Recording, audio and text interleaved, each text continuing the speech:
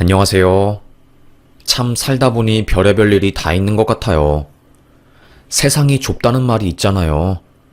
저에게도 그런 일이 생겼습니다. 세상이 너무 좁은 것 같아요.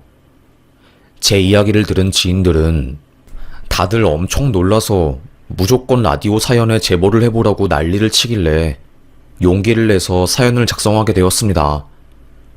저는 홀어머니 밑에서 혼자 자랐어요. 어릴 때 아버지께서 대장암 투병을 하시다가 돌아가신 기억이 있거든요.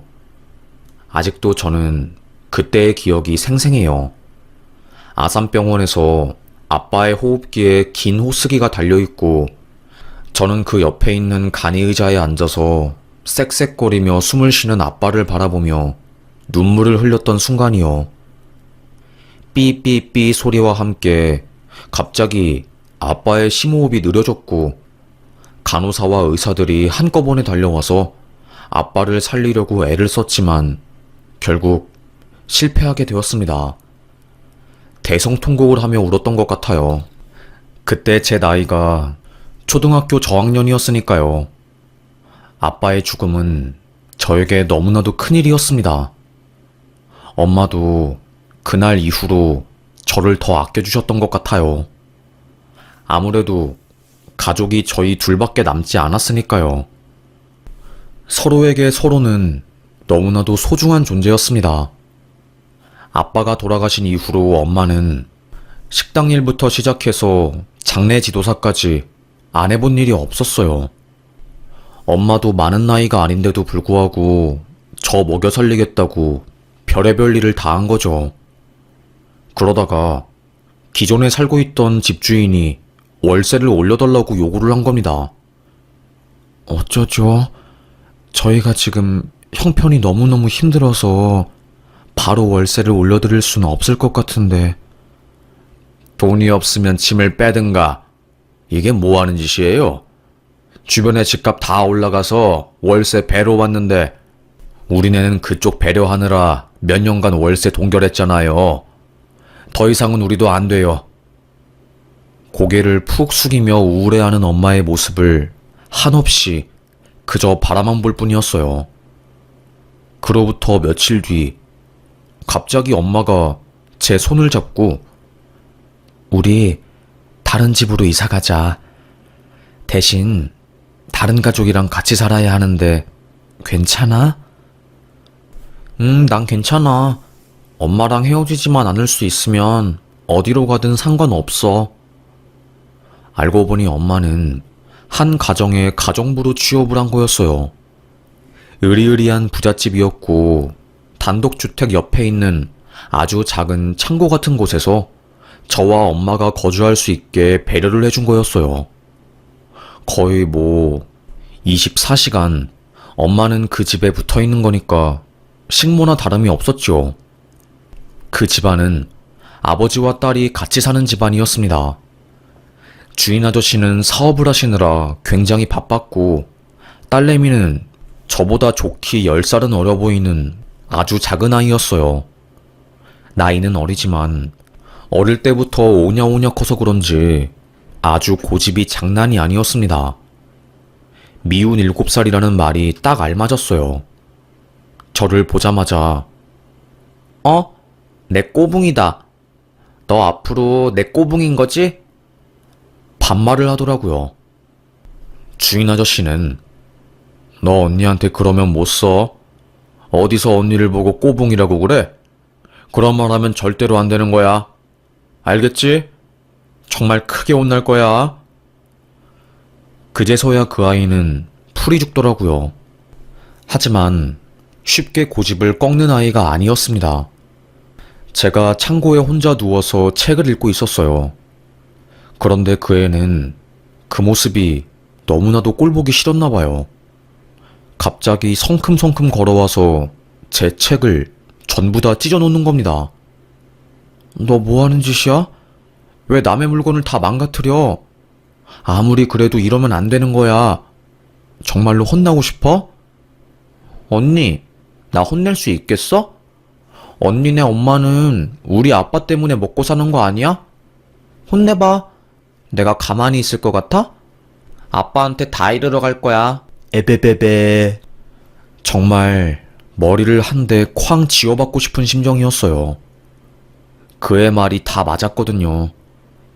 엄마와 저는 그 애의 집에 얹혀 사는 입장이었고 큰 소리를 낼 수 없는 위치에 있었습니다. 날이 갈수록 그 애의 괴롭힘은 더 심해져 갔어요. 아주 꼬마가 한 행동이라고는 믿을 수 없을 정도로 영악하고 치밀했습니다. 저보고 야, 너 할 거 없지? 나 일기 써야 하는데 내 일기 좀 대신 써줘. 일기장을 내 얼굴에 팍 던지고 가더라고요. 바보처럼 저는 그 일기를 안 써주면 괜히 엄마한테 피해가 갈까봐 어린아이인 척하고 일기를 써주었습니다. 하루는 너무 괘씸해서 일기장에 짜증이 난다고 막 글을 썼어요. 누가 봐도 대필인 것처럼 보이게요. 그 다음날 집안이 발칵 뒤집힌 거죠.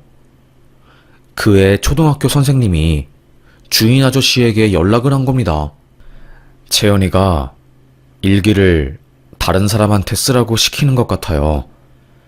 계속 이래왔던 것 같은데 아무래도 아버님이 아셔야 할 것 같아서. 그날 저녁 집은 완전히 발칵 뒤집혔습니다. 주인 아저씨는 고래고래 소리를 질렀어요. 설채연, 너 지금 뭐 하는 거야? 언니한테 지금까지 계속 숙제 맡겼어? 아니야, 내가 그런 거 아니야. 그냥 저 언니가 나보고 일기 써준다고 해서 그런 거라고. 나는 억울하다고. 뻔뻔하게 그 아이는 거짓말을 하더라고요. 저는 아무 말도 하지 않고 먼 산을 바라보았습니다. 유진아, 소유진, 네가 솔직하게 말해봐. 얘가 너한테 일기 쓰라고 시킨 건 맞지? 채연이는 저를 힘껏 째려보고 있었어요. 마치 진실대로 말하면 죽여버리겠다는 매서운 눈빛이었죠. 저는 고개를 숙이고 아무 말도 하지 못했습니다. 아저씨는 대충 눈치를 챈 거죠. 마당에서 회초리를 가져와서 채연이의 종아리를 힘껏 내리쳤습니다. 아빠가 말했지. 다른 사람들 괴롭히지 말라고. 유진이 언니는 우리 집 도와주시는 아주머니 딸이야. 네 아랫사람이 아니라고. 어디서 그런 예의 없는 짓을 배워서 못된 짓을 하고 있어? 정말로 아주 크게 혼나려고? 채연이는 앙앙 울었습니다. 저를 미친 듯이 째려보더라고요. 그날 이후로 그 아이는 저에게 그 어떠한 것도 시키지 않았어요. 저를 괴롭히는 것도 없어졌고요. 하지만 썰렁한 공기 때문에 집안에 있는 게 어색했습니다. 그걸 눈치챈 엄마도 저에게 딱 1년만 여기서 더 일하고 나가자, 유진아. 엄마가 미안해. 그리고 여기만큼 편하게 일하고 돈 받을 수 있는 것도 없으니까 조금만 더 버텨서 전세자금 만들어 나가자. 저는 시간이 흐르길 기다리고 또 기다렸습니다. 그러던 도중에 아저씨의 할머니네로 모두가 여행을 가게 되었어요. 그의 입장에서는 친할머니네 집에 가게 된 거죠. 저희 가족은 빈집을 지키려고 했는데 주인 아저씨께서 그쪽 근처에 저희 집 별장도 있으니까 같이 가서 쉬고 오세요. 그리고 저는 거기 가서도 일을 계속해야 할 것 같아서 아이 케어해줄 사람이 필요합니다, 아주머니. 그래서 저와 엄마도 그곳을 따라가게 되었습니다. 여름철 장마 기간이라서 계곡물이 한참 부른 상황이었어요. 아마도 아실 분들은 아실 거예요. 계곡에 물이 한번 불면 어마무시하게 불어난다는 것을요. 고요해 보이는 계곡이었지만 언제 어디서 물이 쏟아져 내려올지 모르는 상황이었습니다. 동네 사람들은 외부인들에게 산 위에서 물이 떨어지면 계곡에 있는 사람들 쓸려 내려가 죽는 것은 한순간이니까 오늘은 절대로 계곡에 가지 마세요. 알겠죠? 신신당부를 했어요. 저는 그 소리를 듣고 알겠다고 했죠. 엄마도 저에게 비 온 다음 날에 계곡 가는 거 절대로 아니야. 오늘은 그냥 오두막에서 수박이랑 옥수수 먹으면서 쉬어. 알겠어. 나도 물 무서워서 가기 싫어. 절대로 계곡을 가지 않으려고 마음을 먹었습니다. 그런데 문제는 채연이었어요. 채연이 그 녀석은 어른들 말은 절대로 듣지 않으려고 하거든요. 고집도 세고 완전히 청개구리였습니다. 할머니, 계곡에 가면 왜 안 되는데? 아니, 지금은 잔잔해 보이잖아. 문제 없잖아. 새끼, 이 녀석이 혼날라고. 가지 말라면 가지 말라는 거야. 계곡 무서운 줄 모르고 노는 사람들 때문에 매년 한 명씩 죽는다니까. 호통을 치셨습니다. 유진아, 네가 채연이 책임지고 보살펴라. 애가 워낙에 고집이 세서 어디로 튈지 모르니까. 알겠지? 알겠어요, 할머니. 저는 채연이를 졸졸 따라다녔어요. 안 그래도 저희 둘이 사이가 안 좋은데 제가 채연이를 따라다니려니 어색했습니다. 따라오지 마. 나 계곡 안 간다고. 불편해 죽겠네, 진짜. 이 뒷산에서 그냥 가만히 놀면 될 거 아니야. 한 번만 더 따라오면 나 진짜 가만히 안 있어. 저에게 돌멩이를 던지며 저리 가라고 소리를 치더군요. 할 말이 없었습니다. 저도 신경질이 팍 나더라고요. 그래, 너 알아서 해. 내가 네 종도 아니고 짜증난다. 네 인생 네가 알아서 살아. 속이 상한 저는 숲으로 들어갔어요. 거기서 엉엉 울었던 것 같아요. 나보다 나이도 어린 애한테 맨날 욕먹고 눈치 보고 그런 삶이 서럽더라고요. 돈이 없는 게 이렇게 힘든 일인 줄은 꿈에도 몰랐습니다. 펑펑 울다가 갑자기 이상한 느낌이 들더라고요. 저도 모르게 냇가 쪽으로 뛰어갔습니다. 그런데 계곡 근처에서 채연이가 오리 장난감으로 놀고 있더라고요. 야, 거기 들어가면 안 돼. 메롱, 난 들어갈 거지롱. 저를 약 올리겠다고 채연이가 계곡 안으로 들어간 거예요. 그때까지만 해도 수위가 괜찮았어요. 저는 막 돌멩이 사이를 내려오면서 채연이를 잡으려고 했습니다. 그런데 그때 산 윗기슭에서 물이 폭포처럼 내려오는 거였어요.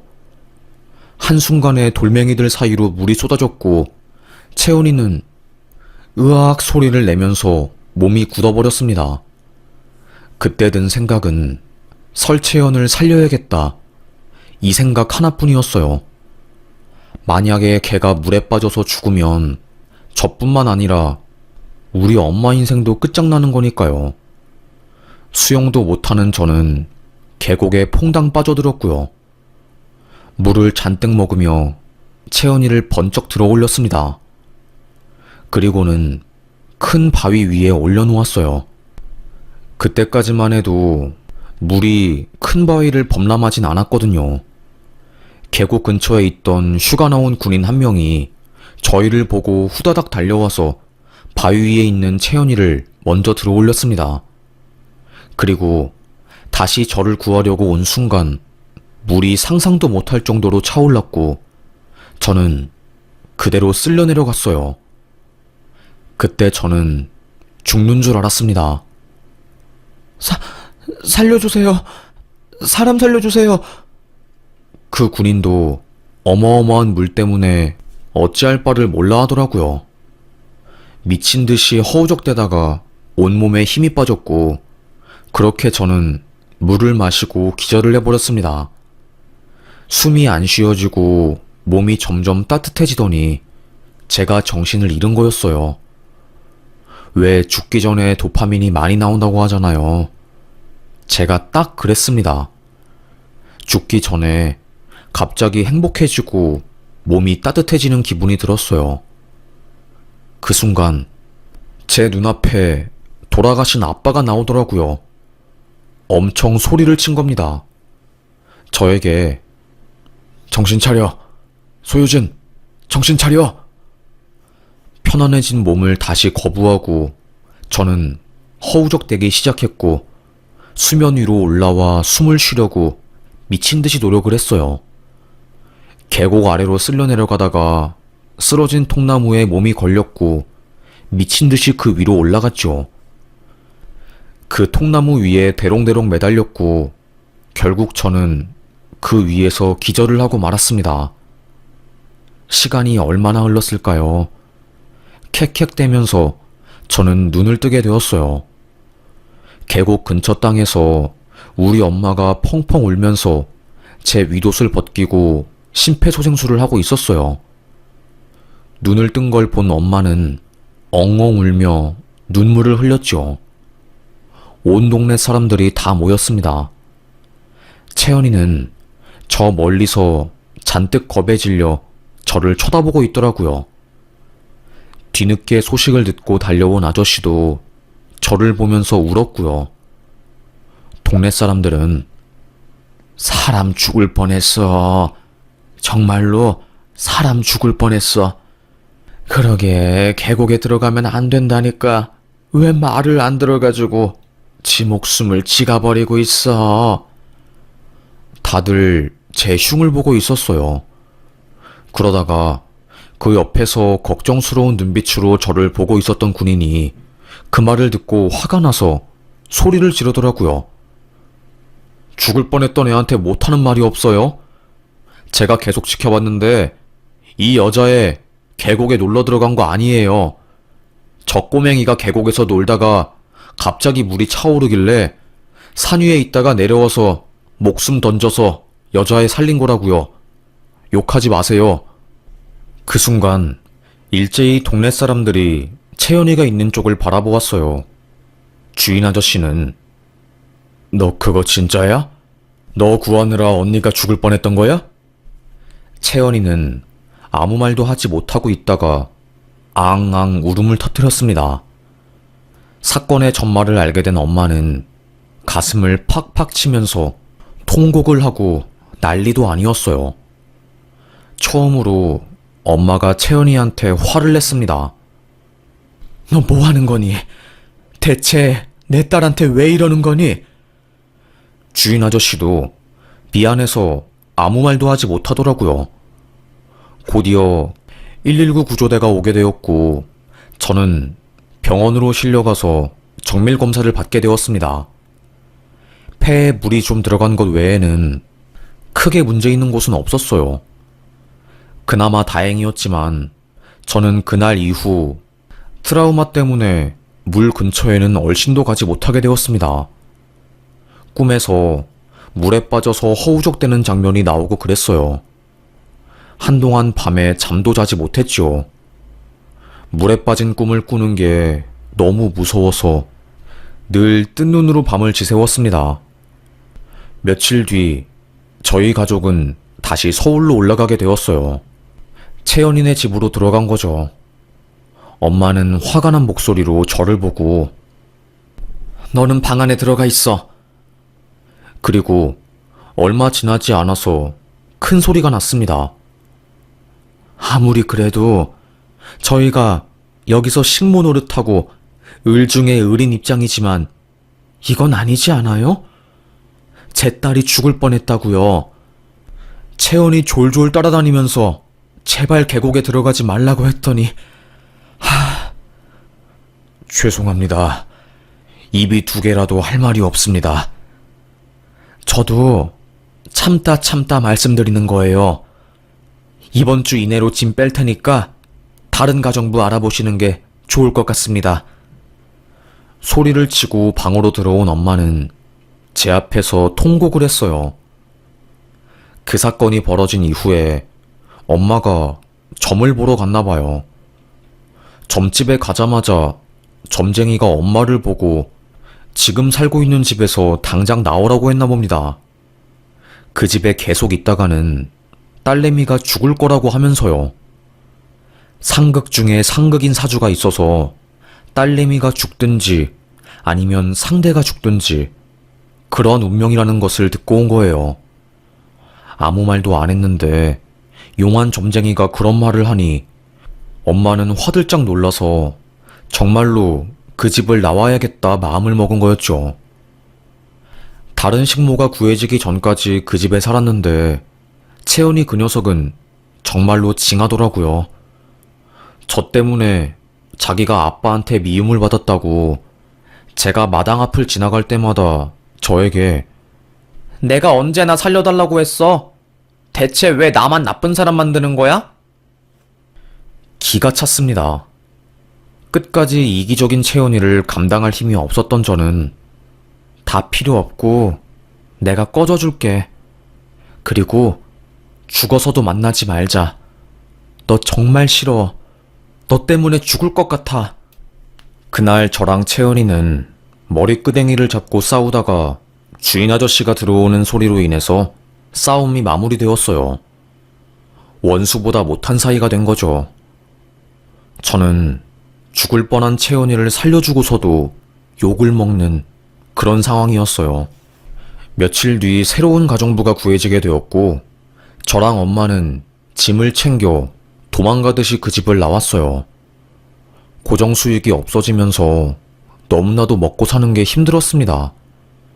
바퀴벌레부터 시작해서 쥐가 나오는 작은 단칸방에 살면서 돈이 없어 서러운 것 때문에 남몰래 눈물 흘린 적도 참 많았네요. 그럼에도 불구하고 엄마는 행복하고 긍정적인 마음으로 저를 키우려고 노력을 많이 하셨고 저도 그 마음을 눈치채고 더 성실하고 열심히 살았어요. 대학을 가는 것보다 바로 취업을 해서 가정에 도움이 되는 게 저의 가장 큰 목표였기 때문에 전문 기술을 배울 수 있는 고등학교에 진학을 했습니다. 공부를 안 하는 애들이 대부분이었지만 저는 후회하기 싫어서 공부를 열심히 했어요. 그러다 보니까 전교 1등을 하게 되었고요.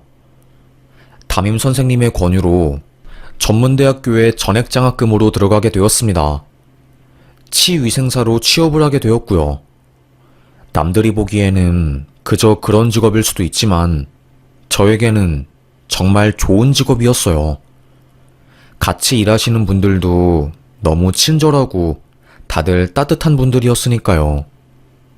야무지게 돈을 벌고 엄마 맛있는 것도 사드리고 뒤늦게 효도를 하고 있을 때쯤 남자친구가 생기게 되었습니다.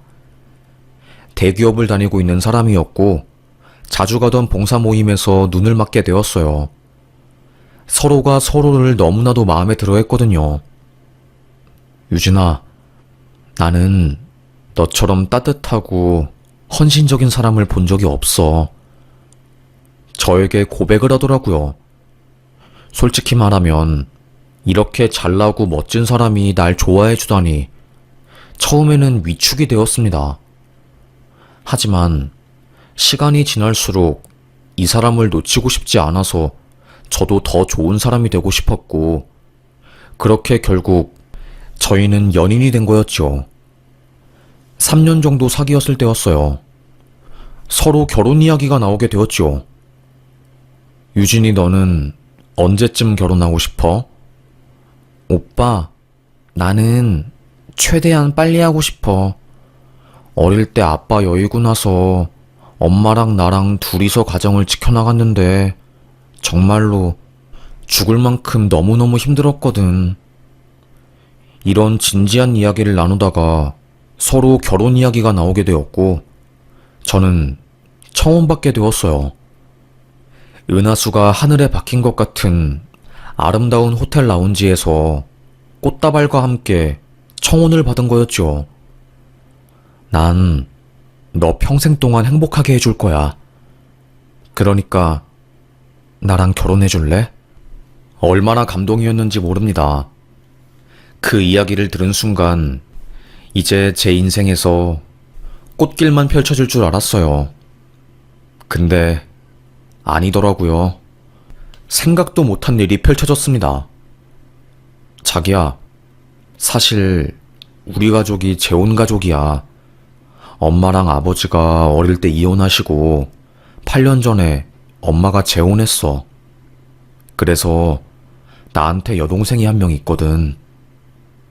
되게 조심스럽게 저에게 고백을 하는 겁니다. 그런데 그거 저에게는 별로 문제가 되지 않았어요. 요즘에는 이혼 많이 하시고 재혼도 많이 하잖아요. 그렇게 큰 마음 먹고 말할 문제는 아닌데, 오빠? 나한테 재혼 과정은 문제되지 않아. 그러니까 미안해하지 마. 저는 엄마에게 결혼하고 싶은 사람이 생겼다고 고백을 했어요. 그리고 오빠도 부모님에게 결혼하고 싶은 사람이 있다며 저에 대해서 이야기를 한 겁니다. 그쪽 집안에서는 반대가 심했다고 하더라고요. 아무래도 제 직업이 치위생사니까 직업적으로 잘난 게 없으니 반대를 했더라고요. 이해가 되는 부분이라서 딱히 속상하거나 그런 건 없었습니다. 다만 아가씨 될 사람이 치대를 다니고 있다고 해서 약간 눈치 보이는 게 있었어요. 아무래도 사회적으로 치위생사보다는 치과의사가 더 대접을 받으니까요. 그래도 남자친구가 완강하게 이 여자랑 결혼을 할 거라고 말해준 덕에 결혼 허락은 받게 되었습니다. 시어머님 되실 분을 먼저 만났어요. 그래도 참 좋으신 분 같았습니다. 제 이야기를 듣고서는 사돈이 정말 고생 많이 했을 것 같네. 여자 혼자 애 키우는 게 쉬운 일은 아닌데 대단해라. 아이고. 네네. 엄마가 고생이 많으셨어요. 아무래도 일도 하면서 저 키우느라 마음고생도 하셨거든요. 따뜻한 분이신 것 같았습니다. 엄마와 저를 이해해 주시고 있는 그대로 바라봐 주셨으니까요. 상견례 날짜를 잡고 두근두근 하는 마음으로 관리를 시작했습니다. 엄마한테 이쁜 옷 한 벌 사드리려고 백화점도 가고 나름대로 준비를 많이 했죠. 대망의 기다리고 기다렸던 상견례하는 날이 왔어요. 호텔 근처에 있는 고급 유명 한정식당 룸을 예약했습니다. 상견례를 많이 하는 곳으로 유명했죠. 먼저 도착해서 방에 들어가 있었어요. 엄마랑 제가요. 얼마 지나지 않아 남자친구와 시어머니 그리고 아가씨가 도착했습니다. 아버님은 일 때문에 늦게 도착한다고 하더라고요. 그런데 아가씨 얼굴이 보면 볼수록 익숙하더라고요. 소소하게 간단한 이야기를 나누고 있다가 갑자기 아가씨가 저에게 치위생사예요? 그래서 가방 짝퉁으로 들고 있는 건가? 제가 나름 꾸민다고 명품 가방을 들고 갔거든요. 그 가방은 제가 산 게 아니라 엄마의 엄마가 혼수로 받은 귀한 명품 가방이었습니다. 그걸 엄마가 저에게 물려준 거였고요. 갑자기 얼굴이 붉어지면서 화가 나더라고요. 치대생인 아가씨는 그때부터 저를 무시하기 시작했습니다. 요즘은 돈도 못 버는 것들이 분수에 안 맞게 개나 소나 비싼 가방 들고 다녀서 문제라니까? 정말로 왜 그러는지 모르겠어. 인생을 그렇게 살면 안 되는 건데. 그치? 시어머니가 아가씨에게 눈치를 줬어요. 하지만 지 멋대로 인생을 사는 아가씨는 분수도 없이 제 면전에서 치위생사 직업을 까내리더라고요. 화가 난 엄마가 저에게 귓속말로 그러구니 채연이 닮은 것이 아주 행동도 설채연이랑 똑같이 하는구나. 거의 20여 년 전에 악연 중에 악연이었던 설채연이 생각나더라고요. 엄마도 마찬가지였던 겁니다. 저희 둘 다 민망하고 머쓱한 상태로 아버님이 올 때까지 기다리고 있었습니다. 남자친구도 어찌할 바를 모르고 곤란해했고요. 아무래도 친동생이 아니다 보니까 어머님이랑 오빠 둘 다 큰 소리를 내지 못했던 것 같아요. 곧이어 아버님이 상견례장에 들어온 순간 저와 엄마는 두 눈을 의심했습니다. 상견례장에 들어온 아버님, 그러니까 저에게는 시아버님 되실 분이 너무나도 익숙했기 때문이었어요. 그때 깜짝 놀란 아버님이 우리 엄마에게 납작 엎드려서 인사를 하더라고요. 아니, 어떻게 이런 인연이? 알고 보니 그 주인집 아저씨였던 거예요. 아저씨가 재혼을 해서 가정을 새로 꾸린 거고요. 재혼으로 얻게 된 아내의 아들이 제 남편 될 사람이었던 겁니다. 밖에서 구두를 갈아 신으며 아가씨가 저에게 한 말들을 다 들은 아버님은 손으로 아가씨 뒤통수를 확 쳤어요. 너 기억 안 나? 정말로 이런 식으로 할 거야? 너 살려준 언니잖아. 유진이 언니. 그 순간 아가씨는 눈이 튀어나올 것처럼 놀라더라고요. 아무래도 저와 그 애는 너무나도 어릴 때 만났었고 거의 20여 년이 흐른 상태라 서로를 알아보지 못했던 거였어요. 얼굴이 많이 변했으니까요. 반면에 주인집 아저씨는 알아볼 수 있었지요. 그제서야 저는 아직도 남 까내리고 비난하면서 사는 거니? 그 버릇 여전하구나. 저에게 아무 말도 못하더라고요. 주인 아저씨는 너 정말로 언제 그 성격 고칠 거니? 내가 창피해서 살 수가 없구나. 유진아, 정말 미안하다. 너에게 마음의 빚만 지는구나 계속. 주인 아저씨는 고개를 조아리면서 저에게 사과를 했습니다. 그리고 채연이 뒤통수를 팍 밀치면서 강제로 우리 엄마와 저에게 사과를 시켰어요. 자존심 상한 그 아이는 상견례장을 박차고 나가려고 하다가 아버님한테 붙잡혔고 계속 풀이 죽은 채로 상견례장에 앉아 있었네요. 엄마는 이야기했습니다. 죄송하지만 저는 이 결혼 못 시킬 것 같습니다. 저희 딸이 채연이 때문에 죽을 뻔한 걸 생각하면 아직도 치가 떨려서요. 시댁 식구들은 완전히 패닉이 되었죠. 남자친구는 여동생에게 원망의 눈초리를 보냈고요.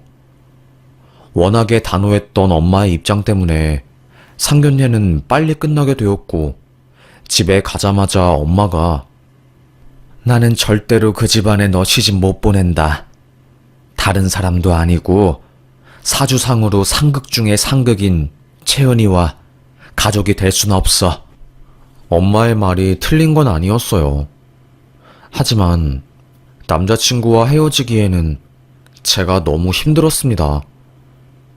하지만 남친보다 엄마가 더 소중했고 제 자신이 더 소중했기 때문에 저는 엄마의 말을 따랐어요. 남자친구는 여동생에게 난리를 쳤다고 하더라고요. 네가 뭔데? 네 때문에 내 결혼 개판 났잖아.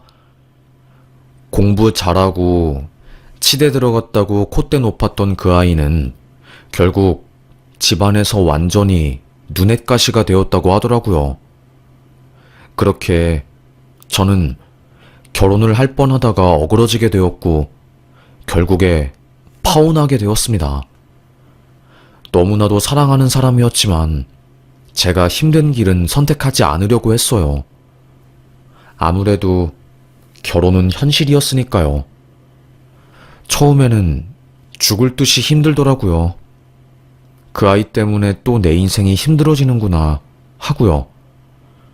정말 나는 그 아이와 죽을 때까지 엮이는 운명인 건가 하는 생각에 밤잠을 못 이루었습니다. 하지만 시간이 흐르니 상처는 옅어지더라고요. 그리고 다시 저에게도 좋은 사람이 다가오게 되었습니다. 너무 행복했어요. 그 사람과 하루하루를 지내다 보니까 점점 다시 결혼을 하고 싶다는 마음을 먹게 되었고 4년간의 교제 끝에 결혼식을 올리게 되었습니다. 행복하게 아이를 낳고 평안한 가정을 꾸리고 있을 때쯤 알게 된 사실이 있었어요. 저를 괴롭혔던 그 채연이라는 아이는 속도 위반으로 결혼을 했다고 하더라고요. 클럽에서 만난 남자친구였대요. 하지만 결혼하고 나서도 노는 버릇을 고치지 못하고 아내 몰래 클럽을 가게 되었고 결국 거기서 사단이 난 거죠. 다른 여자랑 잠자리를 하다가 딱 걸리게 되었고 이혼을 했다고 합니다. 그 이후로 그 아이는 완전 폐인이 되어서 정신병원에 들락거리고 그런 삶을 살게 되었다고 하네요. 이게 바로 손 안 대고 코 푼다는 건지 뭔지는 모르겠지만 잘 살고 있지 않다는 이야기를 들으니까 솔직히 말해서 기분이 좋긴 하더라고요. 아주 쌤통이라고 말해야 할까요? 엄마도 그 말을 듣고 역시 그런 애들은 자기 팔자를 자기가 꼬더라고. 조용히 살았으면 치과의사로 승승장구했을 텐데. 엄마가 저에게 그랬었거든요. 최고의 복수는 정말로 그 사람에게 복수를 하는 게 아니라 그 사람이 생각 안 날 정도로 너무나도 행복하게 사는 게 복수라고 했거든요. 처음에는 내가 성인군자도 아니고 어떻게 그래? 라고 하면서 그 말을 이해하지 못했는데 이제 좀 알 것 같습니다. 내가 행복한 게 최고의 복수인 것 같아요. 아픈 기억은 훌훌 털어버리고 이제는 행복하게 남은 인생 살아보려고 합니다. 하루하루 쉽지 않은 인생이지만 이 또한 경험이고 추억이겠지요. 지금은 너무나도 좋네요. 그럼 저의 이야기를 들어주셔서 감사합니다. 요즘 날이 추우니 몸 따뜻하게 잘 챙기세요. 감기 걸리면 큰일이니까요. 저는 여기서 사연 마치겠습니다. 감사합니다.